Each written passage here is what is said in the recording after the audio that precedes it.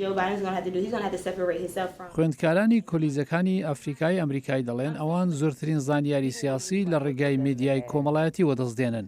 پێویستت بە هەر شتێک هەبێت دەتوانیت لە ڕێگای میدیای کۆمەڵایەتیەوە بیدۆزیەوە. بۆیە پێم وایە ئەوە باشترین سەرچاوەیە بۆ هەر شتێک.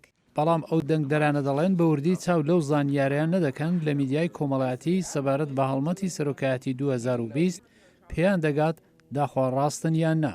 ئەو وشیاربوونەوەش لە دەمێکدا دێت کە کارناسانی ئاسایش بە تایبەتی و هۆشداری بە دەنگدەرانی ئەفریقای ئەمریکایی دەدەن ئاگاداری زانیاری بە هەڵەی هەڵمەتەکان بن کە مەبەست دووبەرەچی خستن لە نێو دەنگدەرانە. ڕان وودز دەڵێت بابەتەکانی سەر فەیسبوک مەبەستی ئەوە بوو خۆم و کەسانی تر لە 2016 لە دەنگدان دوورخاتەوە.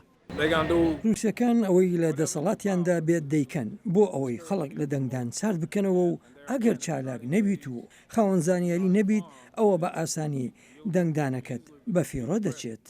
کمیتەی زانیاری نهێنی سێنێتی ئەمریکا پارەکە راپۆرتێکی بڵاو کردەوە و بۆ ئەنجامە گەی ڕووسەکان لە ماوەی هەڵمەتی سەرۆکاتی 2016دا لەسەر میدیای کۆمەڵایەتی کەسانی ئەفریقای ئەمریکایان لە هەمووان زۆرتر کرد بۆ ئامانج.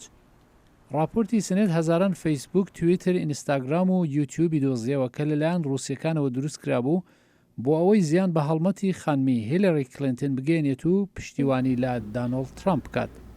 کاربەدەستی فەیسبوک بە یاسادە نەرانی گوت ئەوان بۆ هەڵبژاردنەکانی 2020 پلانیان بەرامبەر بە کارتێکردنی ڕووسەکان هەیە. هەرکە بۆمان دەرکەو ئەو ڕێکخراوانی لە ڕاستیەکان دەکۆڵنەوە بزانن هەڵە لەسەر فەیسبوک هەیە ئەوە ئێمە بڵاوکردنەوەی زۆر کەم دەکەینەوە و ئاگاداری پێویست دەدەین. هەڵبەت لە زانکۆ خوێندکاران دەزانن چلۆن زانیاری لەسەر میدیای کۆمەڵایەتی هەڵبسەنجێنن. پێم وایە بە ئاشکرابوونی زانیاری لەسەر هەڵبژاردنەکانی سەرۆکایەتی 2016 پێویست ناکات نیگەران بین مادەمەکی چاودێری زۆر ورد لە گۆڕێدایە. کۆمپانیەکانی میدیای کۆمەڵایەتی دەڵێن پێوانەکانی ئاسایش دوو هێندە زیاتی کردووە بۆ ئەوەی ئەو هەڵمەتانە بدۆزنەوە و لابرن کە مەبەستیان کەڵکی تایبەت وەرگرتنە پێشەوەی مەبەستی خراپیان بڵاو ببێتەوە.